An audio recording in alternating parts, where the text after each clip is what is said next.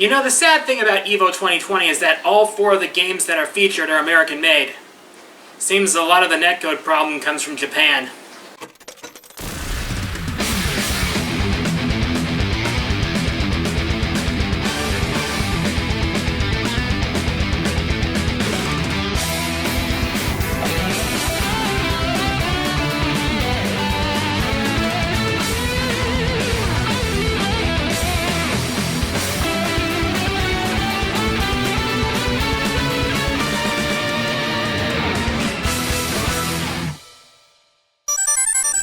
Video games have opened up a whole new avenue of storytelling over the years, and if you're looking to tell a story, it helps to have stakes. Sometimes it's as simple as your girl getting stolen, sometimes your protagonist wants revenge on the bastard who took everything from him, and sometimes there's a madman who wants to take over the world. And sometimes the stakes are even higher than that.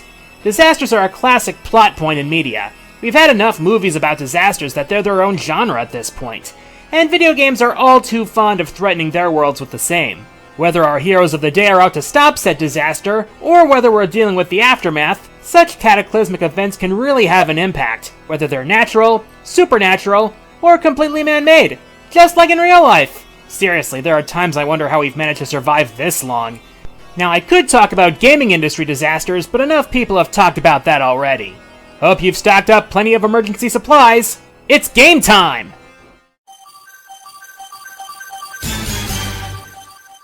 Let's start off by talking about Pokemon. Yeah, that game series all about those cute little critters that you catch and bond with. It's a series that earns its E rating. Yeah, E for eerie. You think Pokemon is immune from dark moments? You must only be paying attention to battles.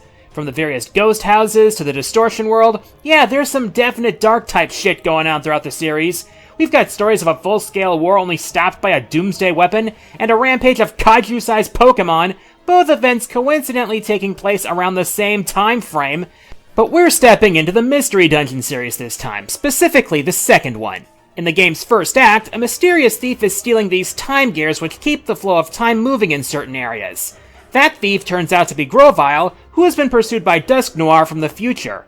There's just one problem, and you see it after you apprehend Grohlvana and are taken into the future with him. What you see once you escape is a broken world. Water doesn't flow. Winds don't blow. The sun never rises. Truly a world of pure darkness. This planet's paralysis is what Grohlvana was trying to prevent. As it turns out, Grohlvana was trying to retrieve the time gears in order to return them to the temporal tower, because the planet's paralysis was caused by the tower's collapse, which caused Dialga to go insane. And if there's one thing you know will cause a disaster, it's a rampaging time god bent on self-preservation. So now the fools seek to return to the past, and undo the future that is Primal Dialga. Which also means finding the time gears and returning them to the tower, like taking off a band-aid in order to perform vital surgery. Time travel is risky to write into a plot, but when you can see what you need to prevent, it gives you reason to try to prevent it.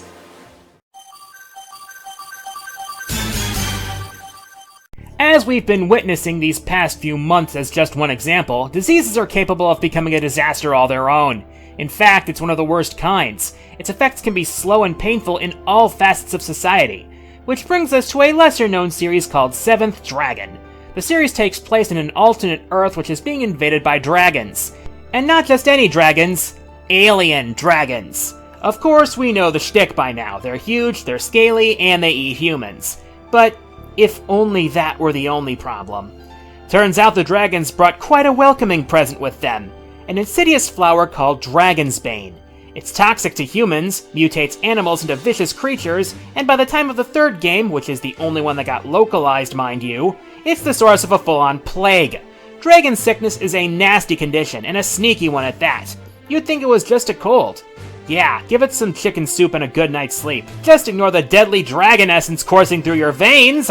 Oh, and it's incurable. Vaccines, antibodies, yeah, forget about it. Best anyone can do is stop the progression through a medicine made from the specimens of true dragons. To wit, the biggest, baddest, bossest dragons of them all. The only permanent solution seems to be to take down the 6 true dragons, so that you can develop the means to finish off the final one. Eventually, your group of dragon hunters gains 5 of the true dragon specimens, and it looks like you may have a chance. Then everything goes to shit. The dragon's bane has reached its true form, and everyone is sick now. Making matters worse, the one spreading it is one of your advisors, who also happens to be one of the very same true dragons you've been hunting. And it gets even worse. That disease, it's actually the ultimate form of Darwinism in the form of one hell of a steroid. Can't handle the power? You die. All for the purpose of finding someone who can evolve into the 7th true dragon. Yeah, so much for social distancing.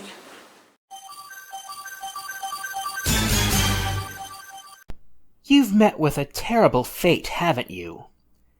People who have played Zelda Majoras Mask know it is a dark game, with the dangerous mischief of one of the most tragic villains that Nintendo has ever written stealing Link's horse in Ocarina and turning our hero into a scrub, and then there's this little weirdo saying that he needs the mask the Skull Kid stole within 3 days. That's oddly specific. Why 3 days? Nothing much, just that giant moon with a menacing face that's slowly descending towards the land and threatening to turn Termina into a giant parking lot. Yeah, I'm cooking a nice warm pot of anachronism stew here, just roll with it. But hey, not to worry, Link's gonna get his music maker back and turn this into a Groundhog Day loop so that it can solve everyone's problems and save the world from Armageddon. But what if you don't? The final moments of the countdown on the 3rd evening are some of the most somber in any Zelda game, with the ticking clock, the moon drawing ever closer, the music echoing the despair and sorrowful resignation of the people of Termina as their fate draws ever closer. Then the final second ticks away. As the moon crashes upon Clock Town in a fiery blaze, you see the helpless town crushed underneath, brick by brick, as the world rumbles around it, the last shred of hope and life burned away, ending with Link being swept away in the wave of flame that approaches him. And the last thing you see and hear is the demonic visage of Majora's Mask. And then Link wakes up back under Clock Town as the clock resets. And then you do everything in your power to make sure you never have to see that scene again. Because protagonist duty.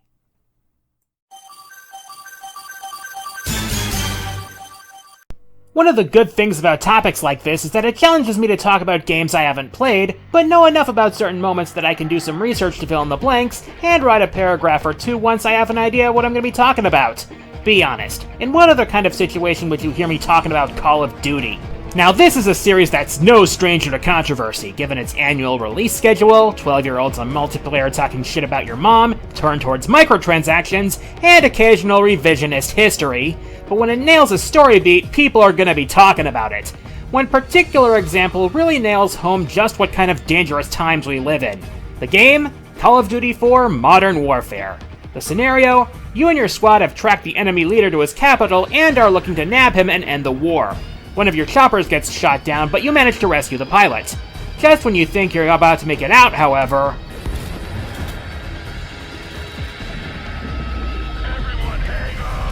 Well, that's a 9.6 on my yikes-o-meter. A nuke just went off. A goddamn nuke! Just like that, the stakes just jumped. We see nukes enough in games that it doesn't always register just how dangerous they are. But this scene here really hammers it home. An entire city and 30,000 troops incinerated in the wake of a radiated mushroom cloud. Just like that. And you even play out the final moments of your soldier's life as he staggers through the ruins before succumbing to his wounds and radiation poisoning. That's terrifying. Not to mention the ramifications it had for the rest of the trilogy, causing Shepard to go nuts and orchestrating no Russian to start a war, giving him the green light to go after Grade A douche Makarov who set off the nuke to begin with. Yeah, one moment can change everything. I'll say it again. War freaking sucks.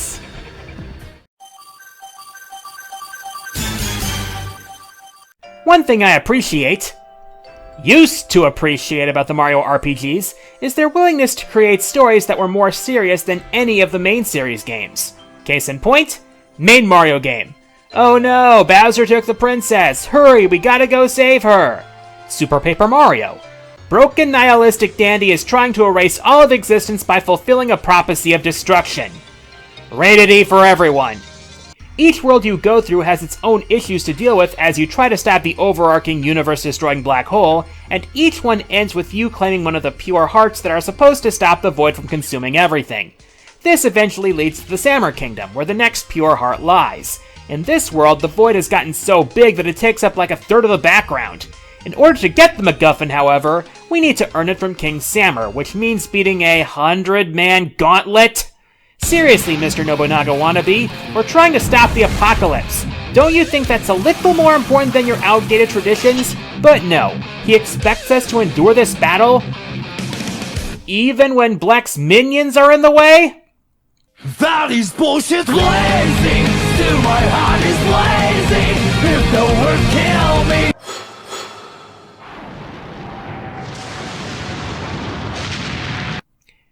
Well, shit.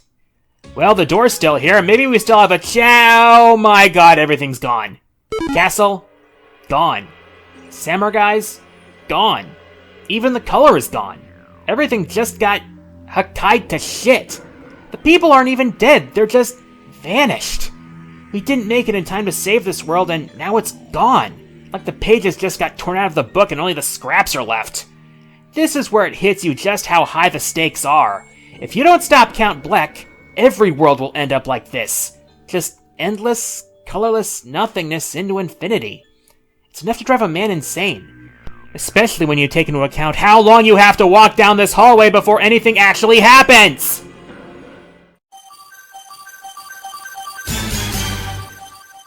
Those of you who watch my channel regularly might be familiar with a certain smooth-talking Brit who recently shaved his head while in social distancing.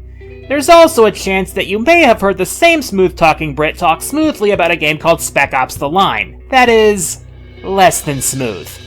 Yeah, I was spoiled to shit about this particular moment since I had no intention of playing it to begin with. Suffice to say, once I heard about this moment, that pretty much sealed the deal. The game starts off like most other shooters of its ilk, having Captain Walker and his crew investigating a Dubai that's been rocked by a sandstorm, and shooting their way through enemy soldiers that initially appear like terrorists, but not everything is how it seems in this town at first glance. As things progress, it becomes increasingly clear that protagonist duty isn't going to result in a good ending.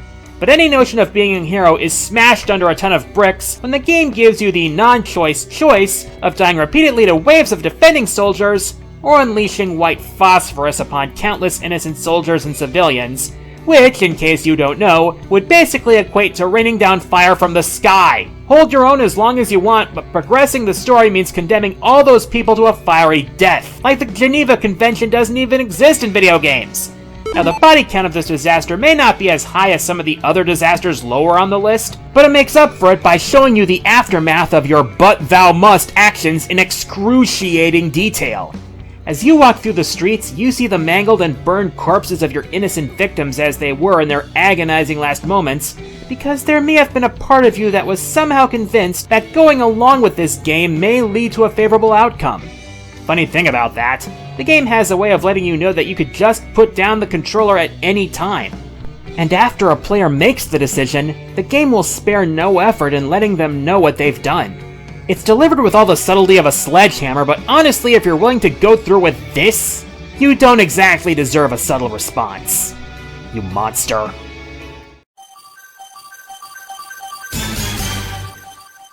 In many games which feature disasters, those disasters are meant for raising the stakes of the plot. As such, you usually see them no sooner than a midpoint of the story.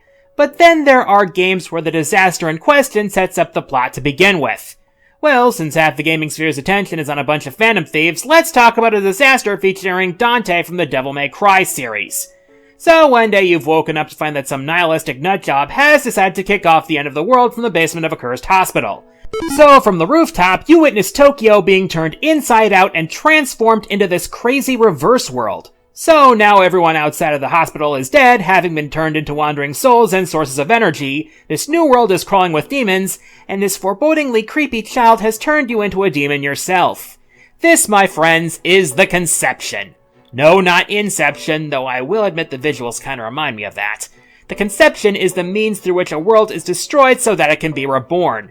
This new world is called the Vortex World, something of an embryonic world of chaos which is waiting to be shaped into a new world. So now you're walking on the inside of this new worldly egg, alternating between fighting demons and chatting up said demons to recruit them to your team, all the while this sentient god moon is waiting for someone to determine the guiding principles of the new world. Also, 2 of your friends represent said possible guiding principles, so yeah. You eventually learn that there's a reason this apocalypse happened. As it turns out, every universe has a certain amount of energy, meaning it can't simply exist forever. The conception is a means for a universe to be reborn in order to replenish said power, so that it doesn't end up lost in the Shadow Realm. On top of that, we basically have a chess match between what is essentially God and what is essentially the devil, hoping to tip the scales in their favor. And you're a pawn in that game, whether the outcome you want is collective consciousness, social Darwinism, isolationism, putting things back how they were, or if you're a real bastard, burning it all down and declaring war on the Great Will. Not gonna lie, that army of demons kinda looked like Megaten fans wanting to storm Atlas HQ for news on SMT5. Not that I can blame them.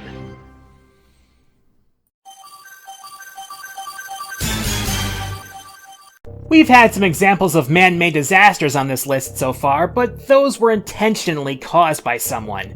But a disaster caused by human hands can just as easily be an accident caused by messing with things that really shouldn't be messed with. All I'm saying is that one bad day in a lab can cause massive damage. And when it involves alien technology, well, then you should expect unforeseen consequences. Once one of Valve's most famous franchises, Half-Life revolves around the fallout of what happens when you ignore safety protocols. For a while, Black Mesa's anti-mass spectrometer had been operating safely on alien crystals which were discovered on an equally alien world, which was discovered in the development of teleportation technology, presumably for bread. However, one fateful day, they decided to bring in a more unstable crystal because it was the most pure sample they had obtained. Never mind that the crystal exhibited unusual spectral fluctuations. Furthermore, the staff increased the output of the anti-mass spectrometer to 105%, in spite of the objections of one of the project leaders, one Eli Vance. Never mind that the device's safety buffer zone is under 90%. As anyone with common sense can probably guess, it isn't long before things go wrong. The spectrometer goes critical, causing a resonance cascade and tearing holes in space and time, bringing the creatures of Zen to Earth where they attack the scientists on sight. It gets so bad that the military is called in, and that goes about as bad as you would expect. In fact, all the military wants is to get rid of the evidence, to the point where they decide to nuke the whole place.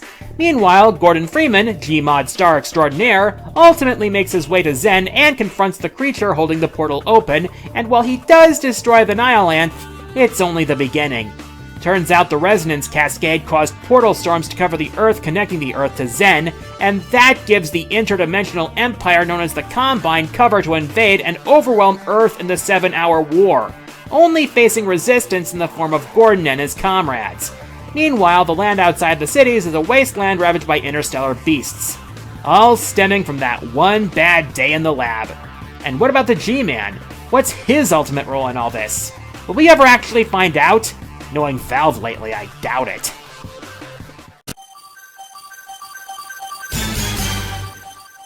Remember when there were people who thought the world was gonna end in 1999? There was this Nostradamus guy who had some prophecy about a great king of terror descending from the skies, and talk about the Antichrist rising to end everything. Hell, it was even mentioned in the Castlevania series and never shown thanks to Konami abandoning what once made them great. But, I don't know. Maybe the old man got King of Terror from the sky confused with Giant Urchin of Death erupting from the ground. Chrono Trigger is one of the most timeless RPGs in history, and its story is a big part of that. It's one of the few that actually does the time travel thing well. From showing how changing the past can affect the present and future, to using it to show a future that must be prevented. You see this? How is this even remotely livable? Well, this devastated future of 2300 AD is where we learn about the Day of Lavos, when this living spike mountain burst out of the ground in 1999 and destroyed everything. As we're thrown between eras, we learn that Lavos is actually a gigantic interstellar parasite that feeds on a planet's energy, manipulating and recording the evolution and progress of its life forms over millions of years, until it emerges and spreads destruction across the planet and launches its spawn across the cosmos so that the process can repeat itself. And now we have to journey across time to prevent this apocalypse from happening. Yeah, simple. And in the process, we see just how far this thing can reach. In the 65 million years it's been manipulating the planet from the Earth's core, it's been throwing the lives of countless beings into chaos, from destroying the prehistorically advanced reptites, to shaping the technology of the Zeal Kingdom, to turning the lives of its royal children into a living hell, spurring mages to become the world's most dangerous edgelord just to become strong enough to kill the dang thing. Yeah, this is pretty crazy. And you know the worst part? If you lose against Lavos in the final battle, you don't get a standard game over. No, you see the whole disaster in its entirety. You witness for yourself the consequences of your failure to change the future as the world is reduced to a hollow shell of its former self. So, are you motivated yet? Now before we move on, here are a few honorable mentions. Deathwing's arrival from World of Warcraft Cataclysm, the destruction of Earth from Xenoblade Chronicles X, the Raccoon City incident from Resident Evil 3, the fall of Xeriuth from Tales of the Abyss, and the Ray Sphere detonation from Infamous. And with this month's patron pick is Platinum patron Vector Logic. Okay, Vector, take it away! So, TLDR. A deity absorbs a fragment of itself, causing the planet to rip itself apart and destroying civilization and most of the world's population in the process.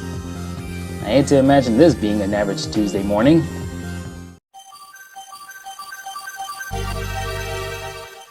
It's the classic setup. The heroes learn of a disaster and seek to prevent it. Sometimes they get a look at what happens should they fail. They gain strength and wisdom, overcome incredible trials, and eventually find the power to save the world. But sometimes, there's no winning. Sometimes there's not even anything left worth saving. Fear it, run from it, but some fates can't be changed. And sometimes, it's for the best.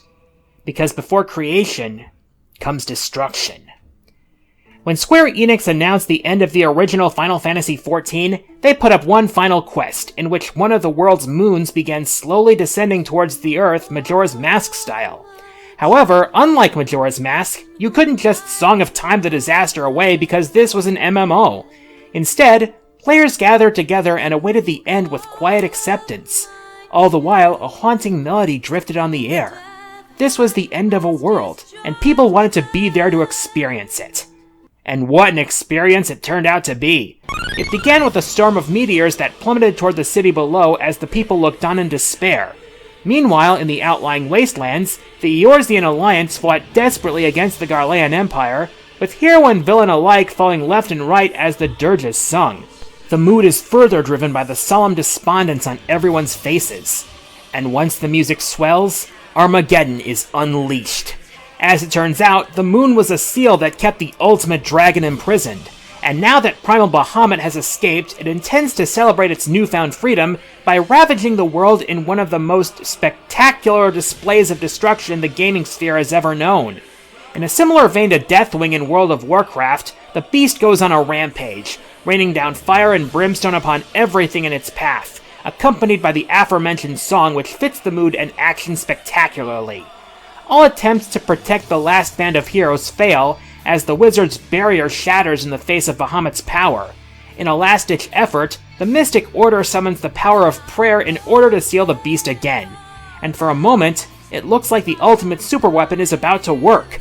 I mean, it takes too much effort and looks too flashy not to, right? Yeah, no. In one final middle finger to all hope, the Divine Seal is shattered. And now, with the world's last chance gone, all that's left is despair. The only choice that remains is to send the remaining heroes into the future. Not only is this spectacle beautiful to behold, but it takes powerful elements from other disasters and works them together into a whole that's basically Square Enix's way of saying that if this game was going to go out, it was going out with a bang. And it's not like Final Fantasy was lacking for events like this either.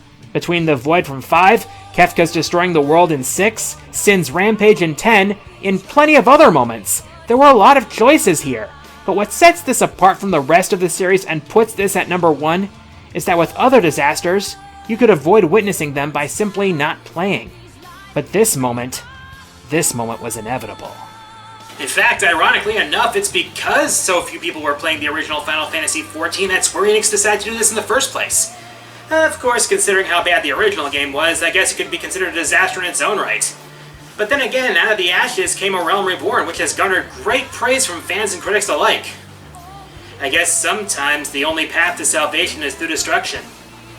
I'm the Quarter Guy, and until next time, the Doomsday Bunker is closed.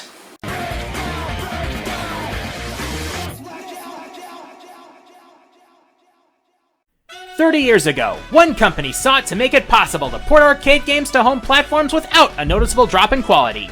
Part of that was a distinctive red cabinet with 2 joysticks, each with a set of colorful buttons. So let's take a look at how it all began, with a magician, America's classic pastime, and a good old helping of war flashbacks. Next time, QG at the arcade, the Neo Geo. It's game time!